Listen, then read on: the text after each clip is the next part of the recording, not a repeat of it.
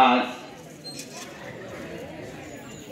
2025 সালের এসএসসি পরীক্ষার্থীদের বিদায় মিলাদ মাহফিল ও দোয়া অনুষ্ঠানের মঞ্চে উপবিষ্ট সম্মানিত সুধীবৃন্দ, সামনে উপবিষ্ট আমার ছাত্রছাত্রীবৃন্দ, সবাইকে সালাম, আসসালামু আলাইকুম ওয়া রাহমাতুল্লাহি ওয়া বারাকাতুহু। আমি বক্তব্য লম্বা করব না, তোমরা একটু ছোট করে শোনো, অল্প সময়ে। এখানে সরকার যে কথাগুলো বলছে এটা তোমাদের যদি একটু মনোযোগ সহকারে শুনছ বা পালন করো তাহলে আর ইনশাআল্লাহ তোমাদের কোনো অসুবিধা হবে না। একটা কথা আছে, রোগ থাকলে তার চিকিৎসা আছে, সমস্যা থাকলে তার সমাধান আছে। অ্যাক্সিডেন্টলি যদি কোনো ভুলভ্রান্তি হয়েই যায় সেটাও ওখানে সমস্যার সমাধান করার একটা প্রক্রিয়া আছে। আমাদের মানব সভাপতি আমি আশা শুনলাম দীর্ঘক্ষণ এই বিষয়ে বলছেন, অন্যান্য শিক্ষকবৃন্দ বলছেন। আমি অত্যন্ত আনন্দিত এবং গর্বিত যে যদিও আজকে প্রায় 1 বছর আগে আমি এখান থেকে চলে গেছি, তবুও আজকে আমার ভারপ্রাপ্ত প্রধান শিক্ষক আমাদের জাহিদ বলছে, আমার যদিও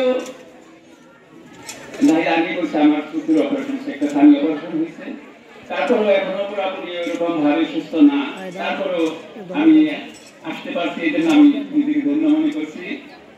আজকে আমি তোমাদেরকে এটাই বলবো যে বিগত দিনের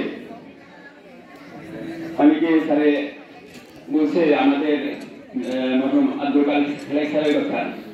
আমি যখন এখানে আসি তার আগে থেকেই ওনার একটা সুনাম আগে থেকে আমাদের পরিচিত উনি, যেহেতু উনি দীর্ঘ জীবনে 3টা হাই স্কুলের প্রধান শিক্ষক এবং 10টা স্কুলের সরকারি শিক্ষক হিসাবে ওনার জীবন অতিবাহিত করেছেন।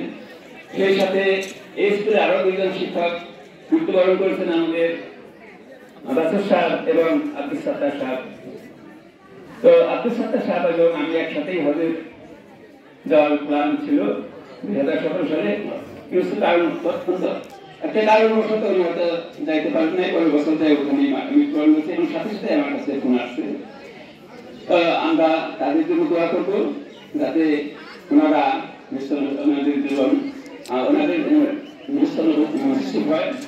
আর তোমাদের জন্য একটু অল্প একটু সময় আমি কথা বেশি লম্বা করবো না, আমি কোনো দিক নির্দেশনা করবো না, শুধু একটাই মনে রাখবা, এই স্কুলের বিগত দিনে আমার যতটুকু জানা আছে, এখানে মুরব্বীরাও আছেন, যে এই স্কুলে 100% রেজাল্ট ছিল এবং কি সাতরিয়া কেন্দ্রের মধ্যে এই 17টা কোনো সময় 21টা স্কুলের মধ্যে সব কয়েকটাই প্রধান সবচেয়ে শ্রেষ্ঠ শিক্ষক হিসাবে, শ্রেষ্ঠ স্কুল হিসাবে অর্থাৎ পার্সেন্টেজ হিসাবে ফার্স্ট হয়েছে।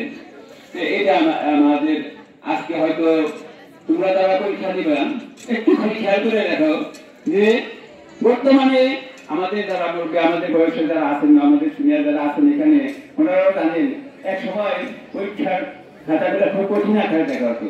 আমার এই দীর্ঘ 40 বছরের অভিজ্ঞতা আমি বলছি, কয়েকবার বোর্ডের এক্সামিনার ছিলাম এবং প্রধান হেড এক্সামিনার ছিলাম। সেই ক্ষেত্রে দেখছি যে এখানে প্রথম থেকেই নির্দেশ হয় যে আমাদের বলা হয় যে ফেল করালে কোনো আপনি ক্রেডিট না, বরঞ্চ পাস করালে এটা ক্রেডিট।